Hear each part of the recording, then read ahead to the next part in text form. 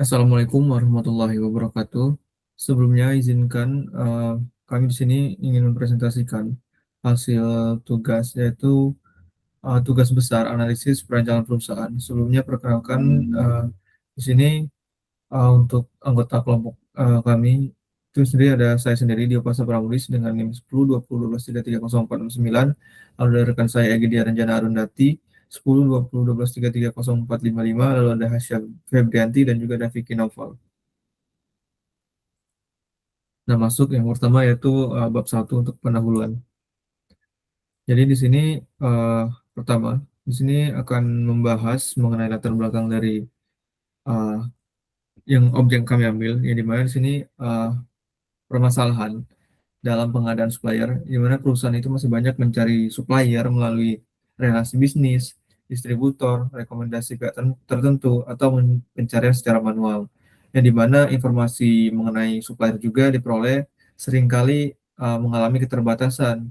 Jadi si pihak yang akan melakukan pencarian supplier itu mengalami kesulitan dalam menemukan supplier yang sekiranya sesuai dengan karakteristik yang mereka mau.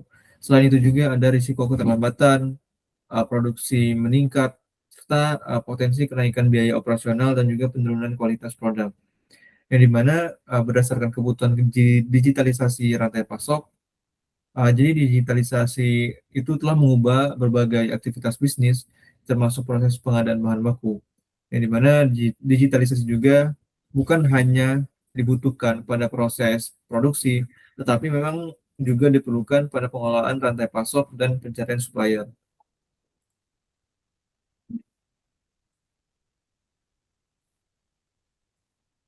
Selanjutnya di sini adalah solusi yang ditawarkan. Jadi di sini kami menamai perusahaan kami ini PT Digital Supplier Finder Indonesia, di mana sebuah startup yang mengembangkan platform untuk pencarian supplier ataupun supplier finder. Yang di mana di sini kami berbentuk B2B ataupun bisnis to bisnis yang dapat menghubungkan perusahaan itu dengan supplier bahan baku dan juga material industri. Nah, jadi fungsi utama yang ada di platform kami ini, yang pertama adalah jenis materialnya, ada juga lokasi, ada harga, sampai ke kualitas produk. Yang dimana untuk perusahaan kami ini sendiri memiliki ataupun memiliki manfaat yang diharapkan dapat meningkatkan efisiensi rantai pasok, memperluas akses terhadap supplier lokal, sampai menciptakan peluang pertumbuhan bisnis melalui efek jaringan ataupun network effect. Dan juga perusahaan kami ini membantu perusahaan itu dapat mengakses banyak alternatif supplier dalam satu platform dan juga dapat membandingkan supplier secara objektif.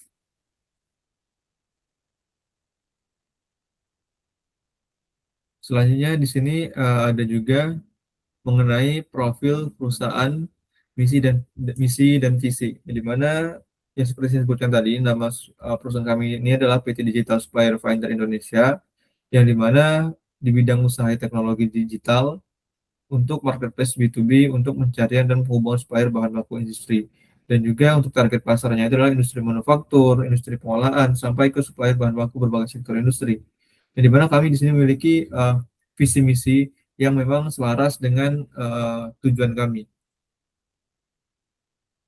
Adapun alasan dari kami memilih usaha yang kami tujukan ini, yang pertama itu untuk menyelesaikan masalah nyata industri, yang dimana ternyata kan banyak supplier yang memang bersifat keberlanjutan karena berkait langsung dengan aktivitas produksi. Lalu juga memiliki nilai tambah yang jelas, didukung perkembangan teknologi digital dan juga potensi pengembangan jangka panjang.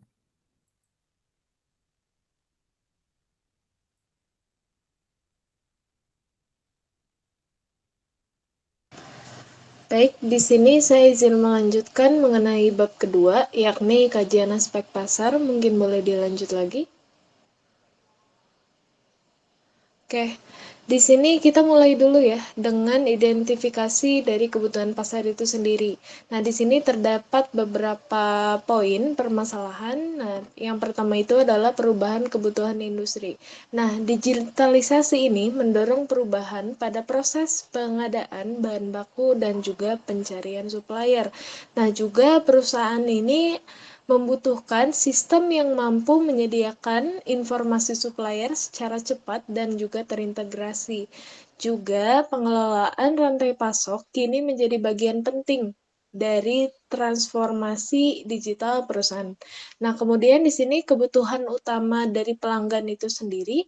Nah, perusahaan ini membutuhkan supplier yang sesuai berdasarkan yang pertama itu adalah spesifikasi produk, yang kedua itu kapasitas produksi, yang ketiga kualitas produk, yang keempat harga, dan yang kelima itu adalah lokasi dari supplier itu sendiri.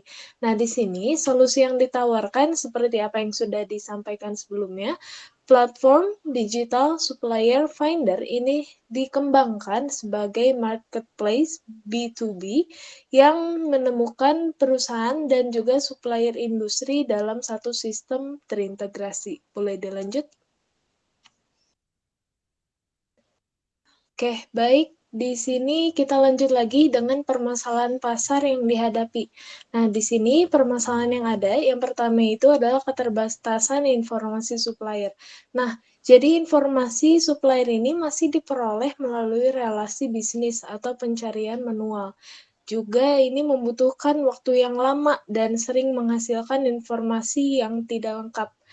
Juga menyulitkan perusahaan ketika membutuhkan supplier alternatif. Itu masalah yang pertama. Yang kedua itu sulit untuk membandingkan supplier. Perusahaan ini harus membandingkan harga, kualitas, kapasitas produksi, lokasi, dan pengalaman dari supplier itu sendiri.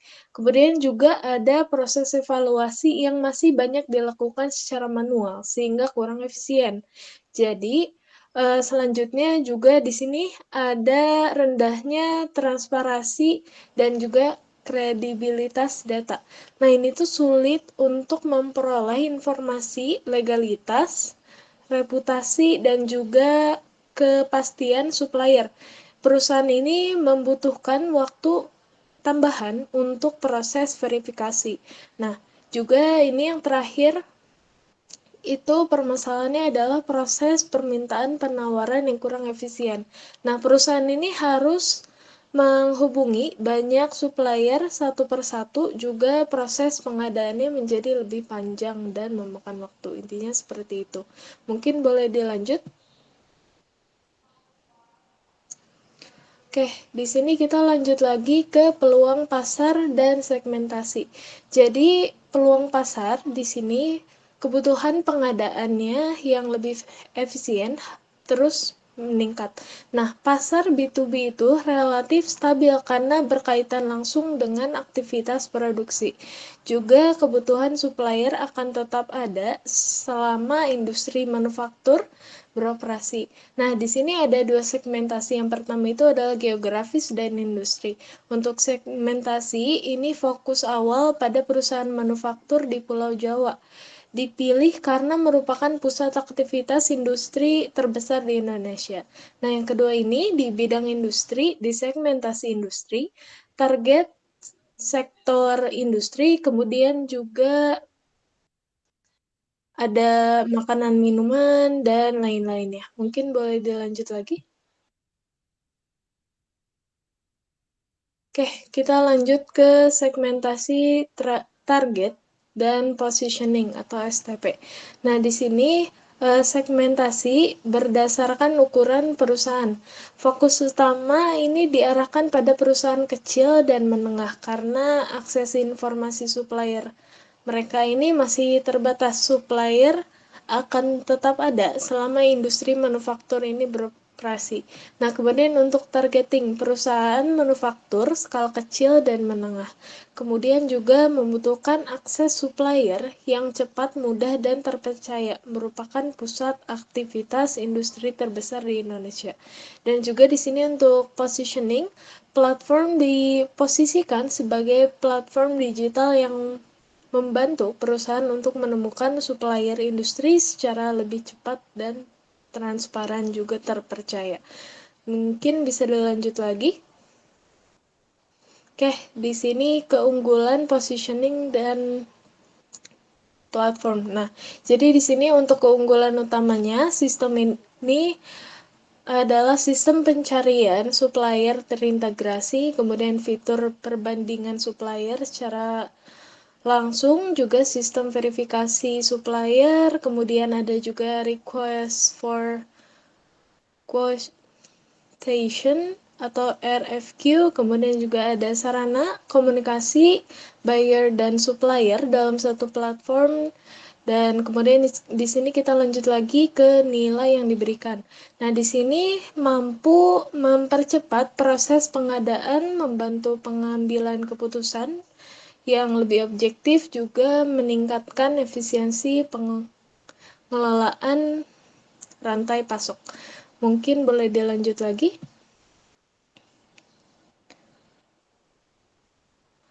Oke, di sini ada analisis potensi dan permintaan pasar. Jadi, berdasarkan pasar potensial, seluruh perusahaan manufaktur yang membutuhkan bahan baku dan komponen produksi. Kemudian untuk berdasarkan pasar tersedia, ini perusahaan yang memiliki akses internet dan terbiasa menggunakan teknologi digital. Kemudian berdasarkan pasar yang dilayani, perusahaan manufaktur kecil dan menengah di Pulau Jawa, target pengguna awalnya itu adalah 159 sampai 318 perusahaan, dan juga berdasarkan asumsi penetrasi pasar ini sebesar 0,5 sampai 1%. Oke, boleh dilanjut lagi. Baik, di sini diestimasi permintaan dan analisis persaingan. Oke, untuk bagian ini estimasi permintaan diperkirakan meningkat seiring berkembangnya digitalisasi sektor industri dan juga bertambahnya supplier akan meningkatkan nilai platform melalui network effect. Nah, selanjutnya di sini ada pesaing langsung dan juga pesaing tidak langsung. Untuk pesaing langsung ini marketplace B2B dan juga platform pencarian supplier. Kemudian pesaing tidak langsungnya adalah relasi bisnis dan jaringan profesional, pameran industri, direktur supplier online, dan juga marketplace umum. Oke, boleh dilanjut lagi. Oke, di sini ada keunggulan kompetitif. Nah, diferensiasi platform, di sini informasi supplier tersusun dalam satu sistem, fitur pencarian dan fitur lebih spesifik, sistem verifikasi supplier, FRQ, langsung melalui platform, dan juga ada perbandingan supplier lebih mudah dan cepat. Nah, ini dampaknya bagi pengguna mengurangi waktu pencarian supplier, meningkatkan transparansi informasi, dan juga mendukung keputusan pengadaan yang efektif. Oke, boleh dilanjut lagi. Oke, di sini ada strategi pemasaran. Nah, strategi penetrasi pasar ini memperkenalkan platform kepada sebanyak mungkin perusahaan manufaktur, kemudian fokusnya pada peningkatan jumlah penggunaan dan brand awareness. Nah, kemudian di sini ada marketing mix atau 4P. Yang pertama itu adalah produk. Nah, untuk produknya sendiri adalah platform pencarian supplier berbasis web dan mobile, serta fitur pencarian filter profil supplier, verifikasi komunikasi, dan RFQ. Nah, kemudian di sini untuk price, model free premium dan berlangganan, serta fitur dasar grafis, fitur premium berbayar. Nah, kemudian di sini juga untuk price itu model mohon maaf, untuk place itu adalah platform online berbasis web dan mobile responsif. Nah, kemudian untuk promotionnya itu sendiri, di sini ada media sosial profesional, ada website perusahaan, komunikasi industri, pameran industri, kemudian untuk ada juga di email marketing dan juga webinar dan seminar bisnis. Mungkin untuk selanjutnya akan dilanjutkan oleh rekan saya. Terima kasih. Oke, sebelumnya terima kasih buat Asia. Saya di sini izin melanjutkan untuk bab 3 yang berfokus pada kajian aspek teknik dan operasional. Boleh di next. Oke, yang pertama ini dasar pemilihan produk. Mengapa sih kita memilih platform digital suppliers finder. Ada 4 alasan. Yang pertama itu kebutuhan pasar yang jelas, di mana menjawab permasalahan nyata dalam pencarian supplier industri. Terus ada kebutuhan supplier yang bersifat berkelanjutan karena terkait langsung dengan proses produksi. Ada juga peluang adaptasi yang tinggi karena solusi yang ditawarkan itu sangat relevan dengan kebutuhan operasional perusahaan. Selanjutnya, ada kompleksitas yang masih dapat dikelola, di mana pengembangan dapat dilakukan secara bertahap melalui MPV. Terus juga tidak membutuhkan integrasi yang terlalu kompleks pada tahap awal. Lalu ada resiko implementasi lebih terkendali dibanding beberapa alternatif bisnis lainnya. Lanjut, ada potensi pengembangan jangka panjang. Yang pertama itu alasannya semakin banyak buyer dan supplier bergabung, nilai platform meningkat. Lalu ada menciptakan network effect yang mendukung pertumbuhan berkelanjutan. Ada juga nilai tambah utama, yang pertama itu pencarian supplier lebih cepat, informasi lebih transparan, proses pengadaan lebih terstruktur. Boleh di next. Lalu di sini ada pertimbangan desain produk. Yang pertama itu fungsional, mendukung proses pengadaan end-to-end, lalu mencakup pencarian supplier, FAQ, komunikasi, dan profil vendor. Ada juga setiap fitur itu kita rancang untuk membantu pengambilan keputusan pengguna. Lalu ada reliability, menggunakan server berbasis cloud, mendukung akses multi-user, backup data berkala, dan sistem keamanan terintegrasi, user-friendly, tampilan sederhana dan mudah dipahami, navigasi yang jelas, responsif pada desktop maupun smartphone. Lalu ada menggunakan arsitektur modular, memudahkan maintenance dan pengembangan fitur baru, mengurangi risiko gangguan pada sistem yang sudah berjalan. Boleh di next. Teknologi yang digunakan, yang pertama itu ada cloud computing, di mana tuh untuk menjalankan aplikasi dan menyimpan data, lalu juga berfungsi sebagai fleksibel dan mudah ditingkatkan dengan sesuai kebutuhan pengguna. Ada juga platform web dan mobile responsif yang dapat diakses melalui desktop maupun smartphone. Lalu juga lebih efisien dibandingkan pengembangan aplikasi native pada tahap awal. Lalu juga ada database system yang dimana berfungsi sebagai menyimpan data supplier, buyer, katalog, produk, dan riwayat transaksi. Lalu juga dapat mendukung proses pencarian yang cepat dan akurat. Ada dashboard admin di mana mengelola data pengguna, verifikasi supplier, monitoring aktivitas platform. Lalu ada sistem keamanan, yang pertama itu ada SSL, kedua ada autentikasi pengguna, yang ketiga ada backup data. Lalu selanjutnya yang terakhir ada sistem verifikasi supplier, di mana itu berfungsi untuk memvalidasi legislasi usaha supplier, meningkatkan kepercayaan pengguna terhadap platform. Boleh di next. Oke, selanjutnya di sini ada perancangan kapasitas sistem. Yang pertama untuk target pengguna, di mana target kita itu ada di sekitar 159 sampai 318 perusahaan, di mana ini berdasarkan penetrasi pasar sebesar 0,5% sampai 1%. Terus juga estimasi aktivitas harian itu, di mana pengguna aktif harian kisaran 32 sampai 95 pengguna. Lalu aktivitas perpenggunaan sekitar 5 sampai 10 aktivitas per hari, di mana dengan total aktivitas harian 800 sampai 3000 aktivitas. Tujuan perencanaan kapasitas yang pertama itu ada menjaga platform sistem tetap stabil, menghindari kekurangan kapasitas, mengoptimalkan penggunaan sumber daya, menjaga pengalaman pengguna. Lalu di sini ada strategi kapasitas. Yang pertama itu ada jangka pendek, di mana upgrade kapasitas server, optimasi sistem. Untuk jangka menengah ada pengembangan beban kerja dan pengelolaan trafik. Untuk jangka panjang ada auto scaling berbasis cloud. Boleh di next.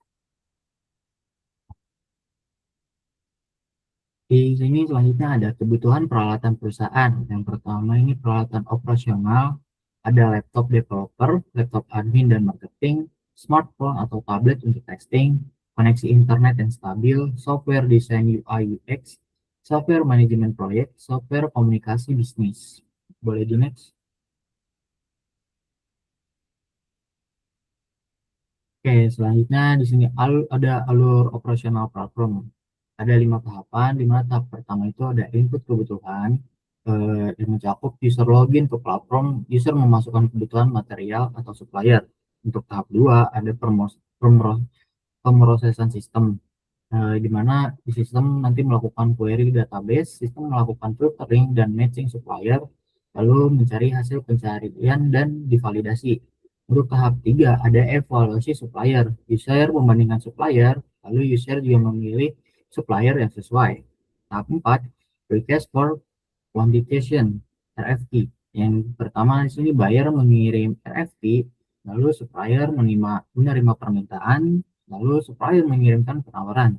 Untuk tahap 5 atau tahap terakhir, di mana ini ada negosiasi dan finalisasi, di mana buyer mengevaluasi penawaran, terus melakukan negosiasi yang dilakukan melalui platform dan transaksi di finalisasi.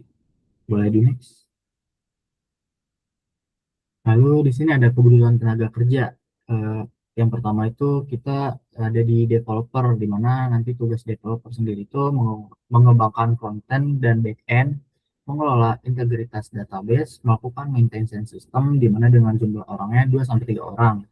Lalu ada admin operasional dengan tugas mengelola data pengguna, melakukan verifikasi supplier, monitoring aktivitas platform dengan jumlah 1-2 orang. Lalu selanjutnya ada customer service dengan tugas menangani pertanyaan dan keluhan pengguna, menjaga kepuasan pengguna dengan jumlah orang 1-2 orang. Ada marketing dengan tugas menarik pengguna baru, mengembangkan jaringan buyer dan supplier dengan jumlah 1-2 orang. Dan yang terakhir ada IT support dengan tugas monitoring sistem, menangani gangguan teknis dengan jumlah 1 orang. Boleh di next. Oke, selanjutnya di sini ada struktur organisasi perusahaan. Yang paling atas sendiri di sini ada CEO atau founder, yang dimana berfungsi sebagai memimpin perusahaan secara keseluruhan, menentukan arah dan strategi bisnis. Lalu selanjutnya terbagi menjadi 3. Ada manajer operasional yang membawahi admin dan customer service. Lalu ada manajer teknologi officer, CTO, yang membawahi developer dan IT support. Dan terakhir ada manajer marketing yang membawahi marketing staff. Boleh di next.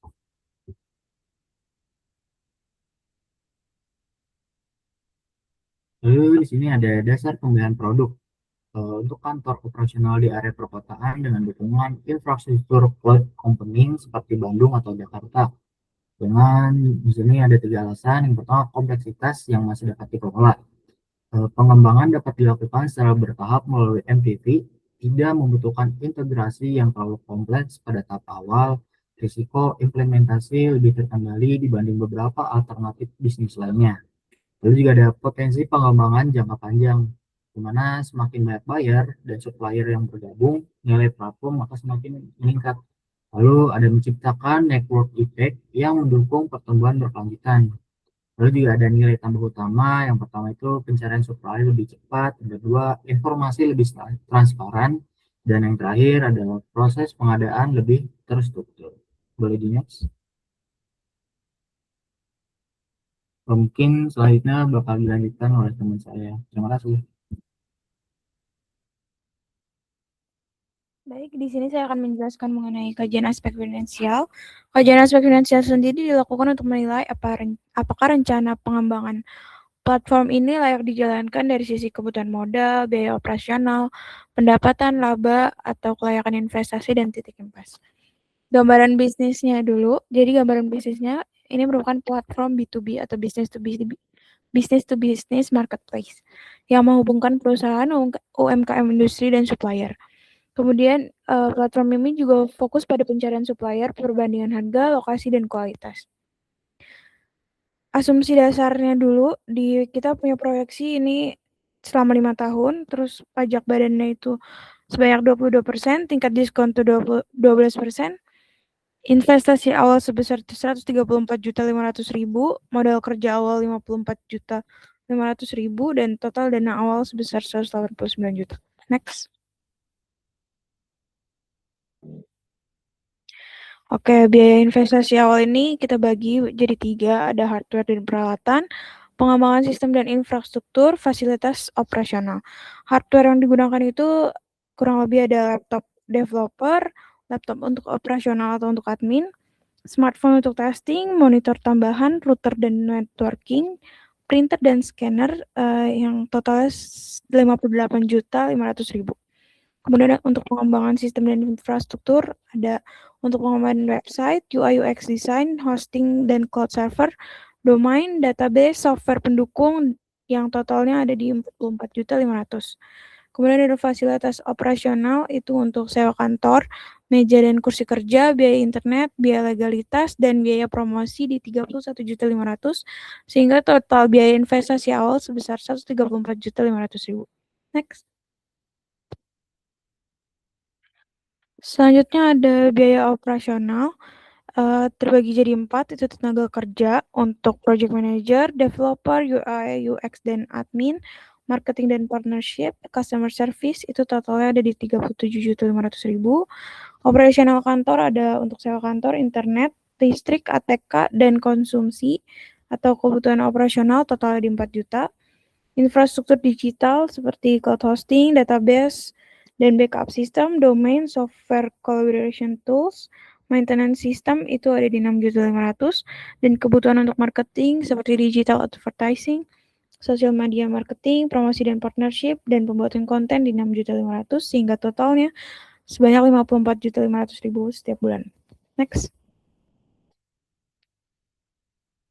Estimasi pendapatan itu kita bagi jadi 3 dari subscription untuk premium supplier, terus ada dari jasa promosi supplier, partnership, dan total pendapatannya itu 65 juta, sehingga tahunannya itu menjadi 780 juta. Kemudian penyusutan untuk tahunannya itu dihitung dari total investasi awal, dibagi umur ekonomi sesuai asumsi, yaitu 5 tahun, sehingga penyusutan tahunan itu sebesar 26.900.000. Penyusutan bulanannya kita bagi lagi dengan 12 sehingga angkanya menjadi 2.241.000. Lanjut. Kemudian ada proyeksi laba rugi. Dari pendapatan itu per tahunnya 780 juta, biaya operasional 654 juta.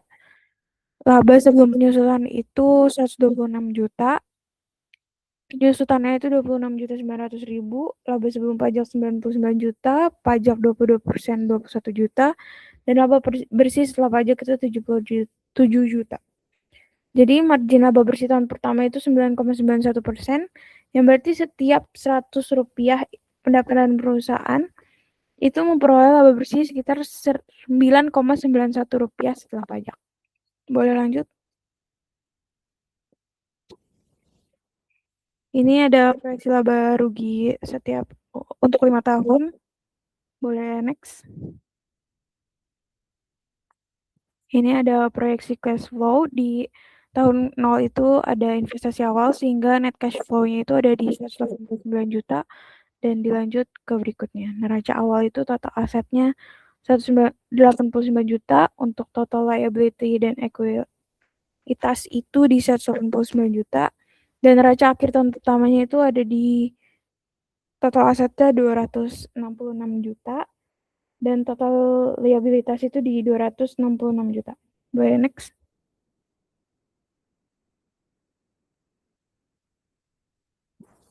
Oke, selanjutnya ada di analisis kelayakan. Payback period itu dihitung dari sisa investasi tahun pertama, berarti 189 juta dikurang 104 juta, jadi 84 juta. Kemudian payback periodnya itu sekitar 16,68 tahun atau 20 bulan. NPV-nya 410.639,095 rupiah. Kemudian ada PI-nya itu bernilai 3,17. Internal rate of return itu di 67,28% dan average rate of return-nya itu ada di 73,29%. Next. BEP kas itu ada di 54.500.000 setiap bulan.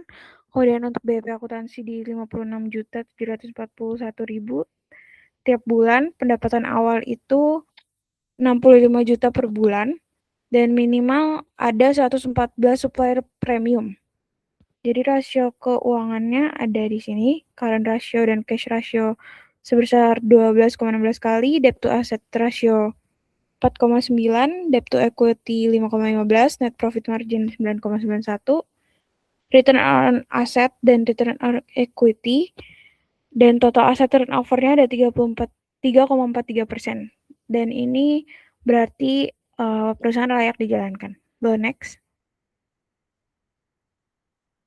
Risiko finansial yang ada yaitu supplier premium tidak mencapai target, kemudian biaya marketing naik tanpa konversi, dan biaya server dan maintenance meningkat. Kemudian ada risiko lainnya yaitu banyak pengguna hanya memakai akun gratis dan pembayaran supplier yang terlambat. Strategi pengendaliannya ada free trial dan paket premium yang bertahap, kemudian ada batch supplier terverifikasi, evaluasi customer, optimasi cloud, dan sistem pembayaran di awal dan reminder otomatis. Selanjutnya, rangkuman akan dijelaskan oleh teman saya. Baik, sebelumnya sini izin untuk melanjutkan bab mengenai kesimpulan. Yang dimana, jadi berdasarkan yang sudah dijelaskan tadi oleh rekan-rekan saya, dapat kita tarik kesimpulan mengenai yang dibahas. Yang pertama itu mengenai aspek pasar, yang dimana bahwasannya memiliki kebutuhan pasar yang jelas dan proses pencarian dan pengadaan supplier industri, lalu juga didukung oleh perkembangan digitalisasi sektor industri dan juga kebutuhan efisiensi rantai pasok, dan yang dimana berpotensi menarik perusahaan yang membutuhkan informasi supplier yang cepat, akurat, dan juga terpercaya. Dan jika kita lihat juga dari aspek teknis dan juga operasional, bahwasanya platform ini dapat diimplementasikan menggunakan teknologi yang tersedia saat ini. Sistemnya juga berbasis digital yang memungkinkan operasionalnya yang lebih efisien dan juga fleksibel. Selain itu, memiliki kemampuan untuk dikembangkan seiring pertumbuhan jumlah pengguna. Nah, jika dilihat dari aspek pasar, yang dimana berdasarkan proyek menunjukkan hasilnya itu layak secara finansial. Lalu ada juga yang dimana mampu menghasilkan keuntungan dan memberikan tingkat pengembalian investasi yang baik. Baik, mungkin cukup sekian presentasi dari kami. Apabila ada salah kata, saya mohon maaf. Pada Allah subhanahu wa ta'ala, wassalamualaikum warahmatullahi wabarakatuh.